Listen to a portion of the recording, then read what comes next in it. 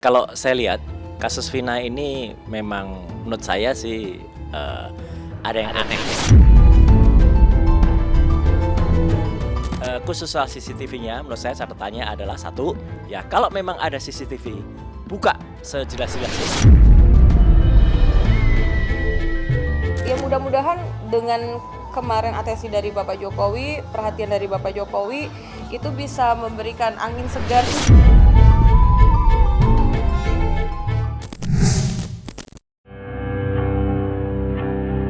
Kasus tewasnya Vina Cirebon sampai kini masih menjadi sorotan. Pelaku utama di balik tewasnya gadis remaja itu masih menjadi tanda tanya. 8 tahun lamanya, aparat kepolisian seperti begitu kesulitan mengungkap dan menangkap aktor utama di balik tewasnya Vina. Di tengah proses penyelidikan yang dilakukan aparat kepolisian Polda Jawa Barat, publik dikejutkan dengan beredar luas tangkapan potongan video CCTV yang diduga video Vina dan kekasihnya Eki sebelum dihabisi oleh sekelompok pengguna sepeda motor di sebuah jembatan layang tahun 2016 silam. Dan yang menarik, video CCTV tersebut pertama kali ditemukan oleh hacker Bjorka. Bjorka sendiri dikenal luas di masyarakat berkat sepak terjangnya yang kerap membobol situs pemerintah. Lantas, apa kata pakar telematika Roy Suryo dalam menanggapi baru munculnya video CCTV Vina dan kekasihnya Eki? Dan apakah video CCTV tersebut asli atau hanya rekayasa saja untuk memperkeruh pandangan publik dalam menanggapi kasus ini?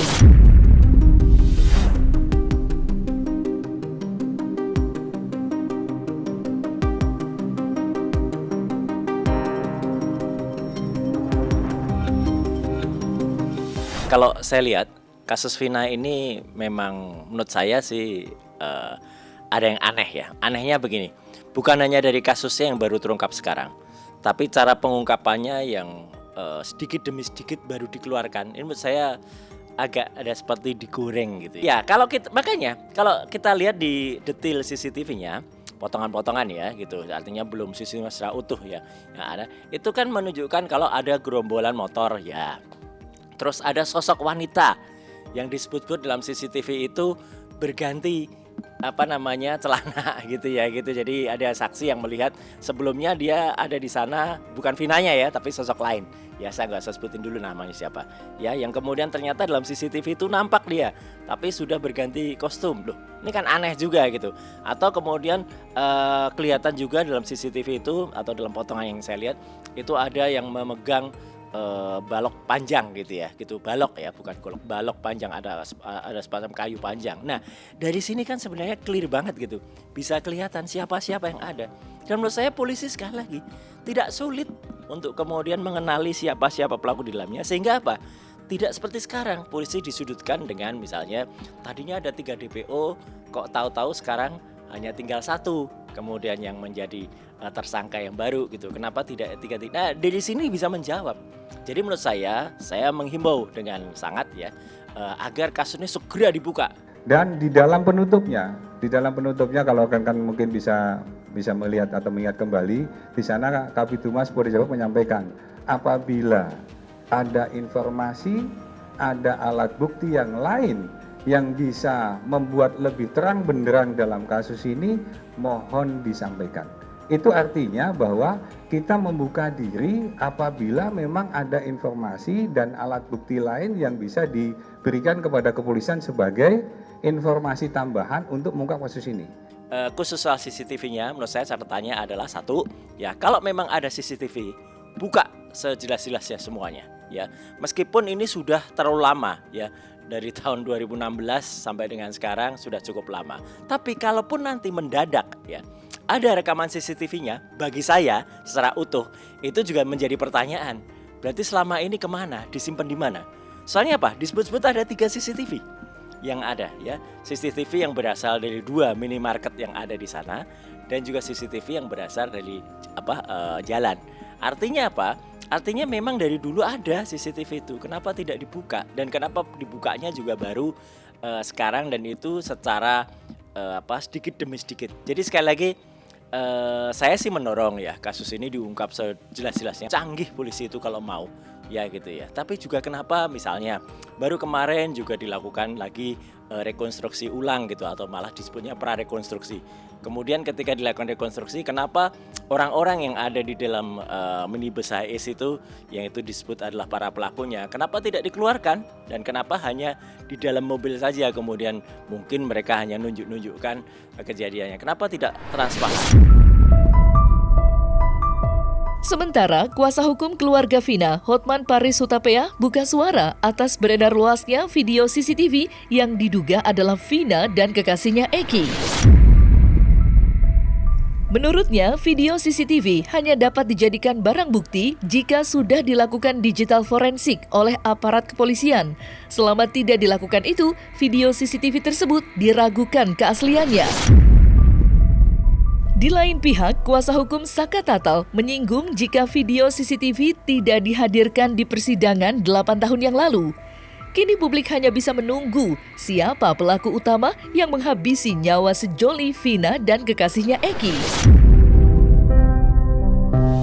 Kuasa hukum keluarga Vina, ada perkembangan terbaru, katanya ditemukan CCTV.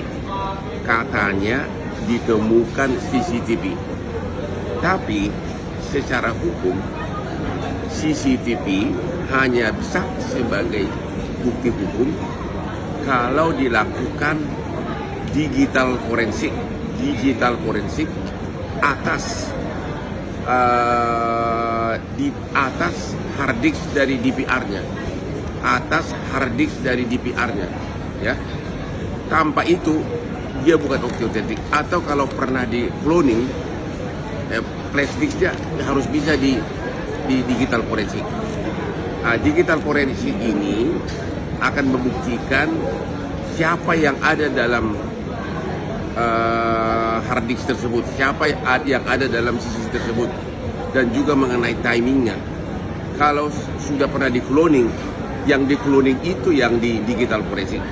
Jadi CCTV tidak sah sebagai barang bukti kalau tidak dilakukan digital forensik, terutama atas hard disk dari DPR-nya, untuk mengetahui siapa yang di dalam CCTV tersebut. Apakah benar 11 orang pelaku penganiayaan terhadap Vina? Sempat menanyakan masalah CCTV karena terkonfirmasi di dalam persidangan, di situ ada sekitar 5 atau 7 CCTV sejak Jalan Perjuangan sampai ke flyover Talun.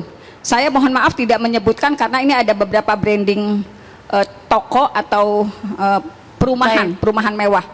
Jadi di situ terkonfirmasi. Saat itu kami menanyakan mengapa rekaman CCTV tidak dihadirkan. Salah satu saksi yang merupakan anggota kepolisian menyatakan tidak bisa dilihat karena gelap. Kemudian saksi lainnya menyatakan tidak bisa dibuka karena anggota Polres Cirebon tidak memiliki orang ahli yang bisa membuka rekaman CCTV. Jadi itu terkonfirmasi di sidang tanggal 17 Februari 2017. Kalau bukti-bukti CCTV kan saya baru dapat dari sosial media aja, yang banyak yang mengirimkan ke kami gitu. Akhirnya ya tadi Bapak memberikan statement atas itu. Ya kalau memang itu bisa dijadikan alat bukti, tentu harus melalui uji digital forensik dulu. Jadi kan dari digital forensik itu nanti bisa tahu apakah waktunya betul-betul pas hari kejadian ataukah tidak, ataukah ada 11 orang tersebut, ataukah orang tersebut yang ini itu kan ya, jadi bisa tahu nanti gitu setelah ada uji digital forensik. Ya itu tadi kita sudah bicarakan semua internal kuasa hukum mengenai ini ya. Kalau masyarakat mempunyai bukti-bukti ya silahkan aja gitu, berikan itu semua bukti secara jelas, secara detail kepada pihak kepolisian. Jadi kasus ini juga jadi terang benderang gitu. Kita sih tim kuasa hukum ya senang-senang aja kalau memang itu buktinya kuat. Tentu ya harus melalui uji digital forensik dulu. Kalau cuman katanya ya kita nggak bisa lah. Cuman memang tanggapan kami ya kayak gitu aja sih.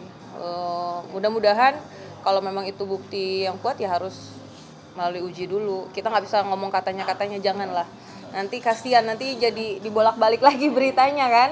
Gitu ya, mudah-mudahan kalau memang itu bisa menunjukkan siapa aja pelakunya di dalam situ.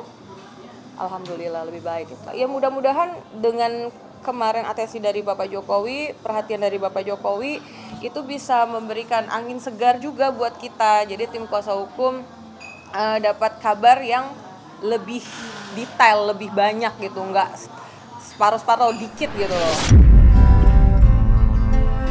Terlepas dari beredar luasnya tangkapan video CCTV Vina dan kekasihnya Eki, Hotman Paris kembali terlibat gesekan panas dengan seteru abadinya Rasman Arif Nasution. Dan kali ini keduanya kembali dipertemukan dalam kasus tewasnya Vina. Genderang perang pun sudah dimulai saat Hotman menyindir Rasman yang dituding hanya mencari popularitas belaka di tengah kasus tewasnya Vina. Menanggapi tudingan Hotman, Rasman balik melawan. Dalam konferensi persnya, Rasman menantang Hotman untuk debat terbuka di salah satu televisi swasta untuk membahas benang kusut kasus tewasnya Vina yang sampai saat ini belum terungkap siapa pelaku utamanya. Dan berikut jilid kedua panasnya perseteruan Hotman versus Rasman di tengah pusaran kasus tewasnya Vina 8 tahun silam.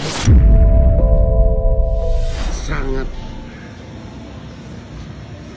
menentang keras perilaku dari adanya seorang oknum pengacara yang tiba-tiba nimbrung, tiba-tiba ngaku sebagai kuasa hukum dari keluarga korban kasus Vina Cirebon. Apakah Anda mau mencari popularitas? Ingat, membantu rakyat untuk mencari popularitas, maka prestasi Anda tidak akan dihargai. Anda tidak akan dipercaya.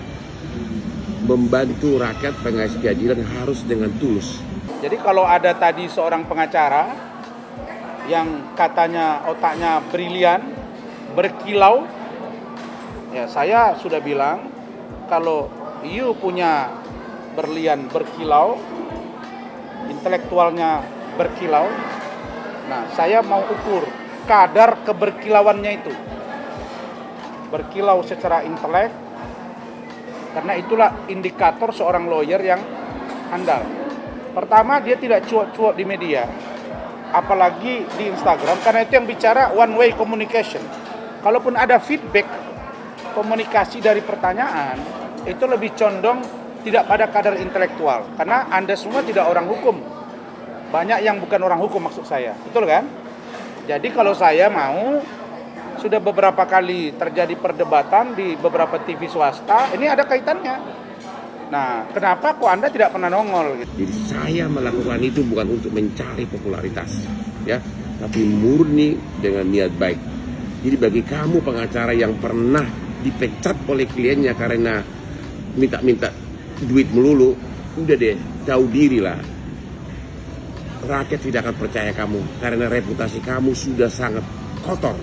Nah, saya berharap saudara Hotman datang, karena setahu saya dia kuasa hukumnya.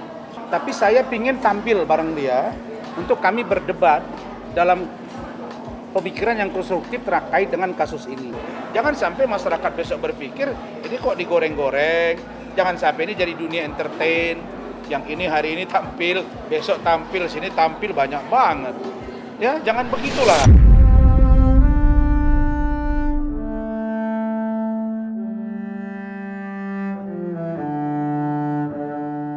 Nah, selesai sudah Cumi Lovers? Saksikan terus Cumi Camp In Depth, kabar lengkap, mendalam, dan akurat dari narasumber terpercaya. Dan jangan lupa untuk like, subscribe, dan juga share channel YouTube Cumi Cumi.